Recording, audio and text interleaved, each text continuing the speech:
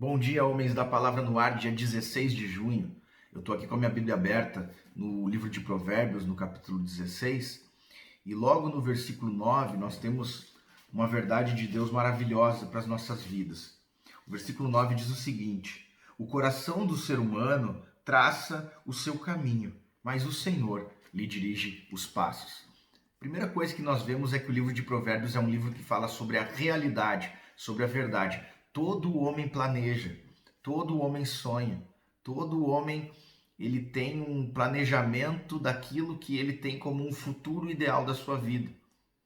Então a Bíblia fala que o homem, ele traça o seu caminho, ele planeja, ele sonha, ele almeja, tá? Mas a Bíblia está dizendo que quem dirige os seus passos, ou seja, quem conduz a sua vida, é o próprio Senhor.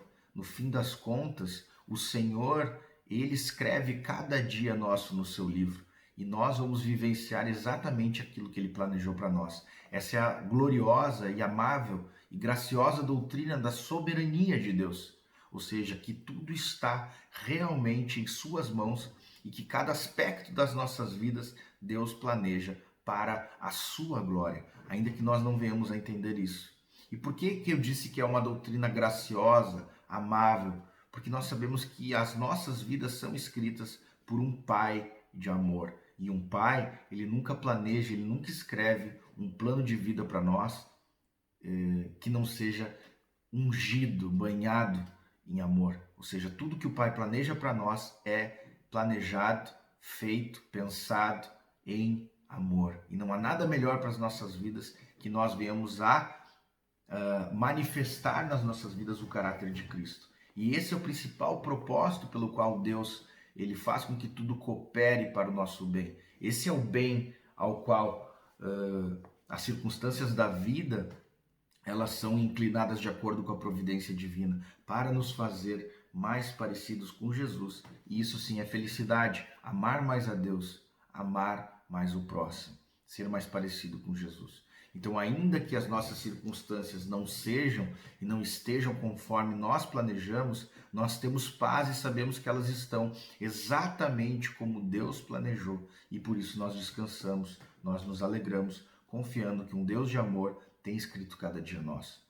Martinho Lutero foi quem falou sobre a diferença entre o teólogo da glória e o teólogo da cruz. O teólogo da glória, ele julga o caráter de Deus e o amor de Deus por ele de acordo com a quantidade de bênção temporal que lhe sobrevém.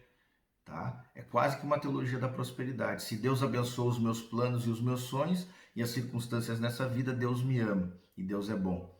Tá? Esse é o teólogo da glória, que nem teólogo é. Tá mais para herege, né?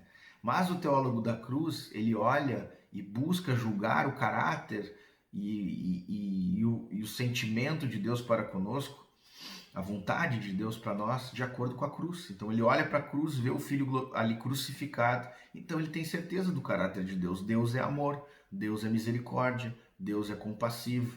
E todas as dúvidas que lhe sobrevêm, olhando para a sua própria circunstância de vida, que podem lhe dizer e gritar até mesmo que Deus não lhe ama, quando ele olha para a cruz, tudo isso fica em silêncio.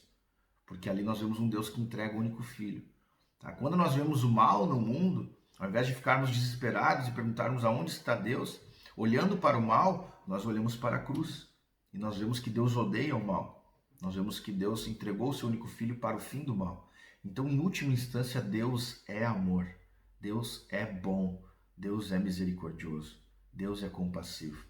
Deus é justo, santo, odeia também a maldade.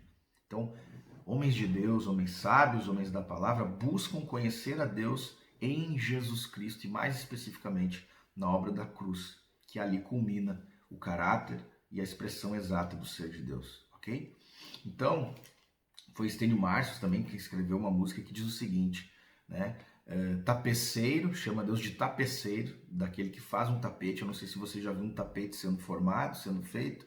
Se você olha por trás do tapete, um tapete com desenho, você não vê o desenho, você não entende o desenho.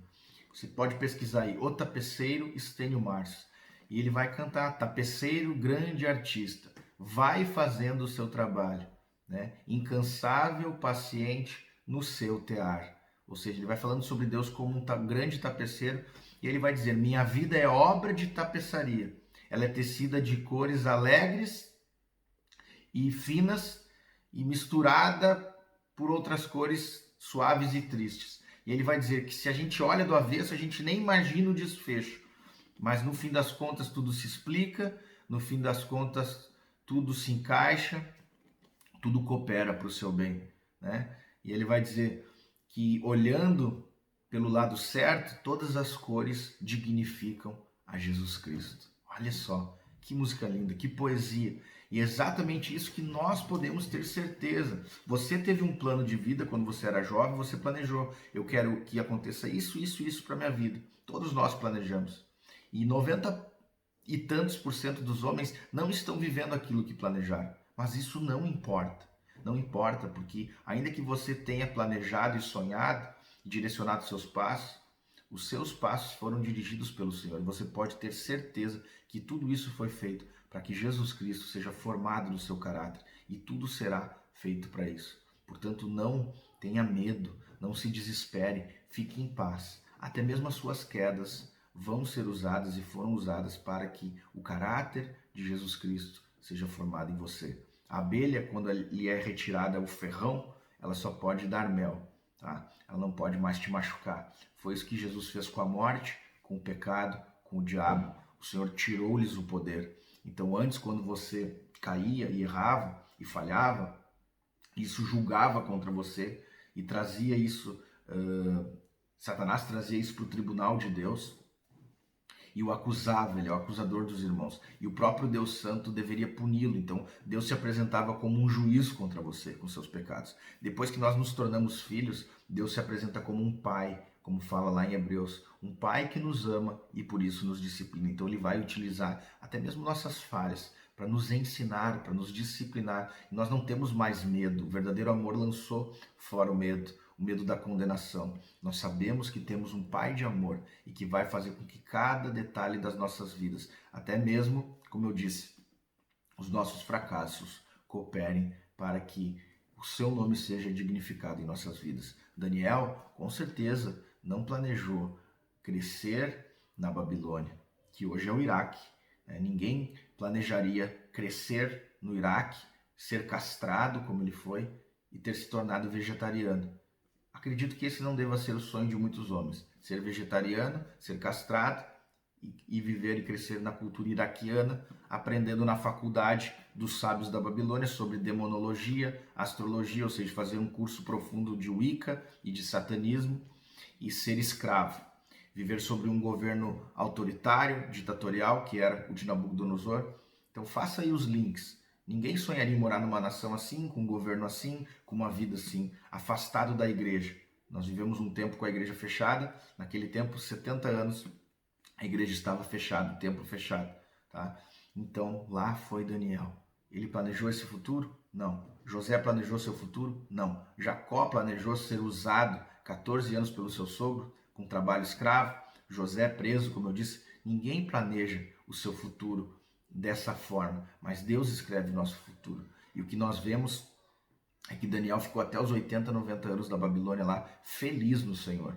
Tá? O que nós vemos é que José estava feliz no Senhor, Jacó estava feliz no Senhor. É imprescindível nós entendermos que é Deus quem dirige os nossos passos, se nós queremos viver a alegria da salvação e um coração grato ao nosso Senhor.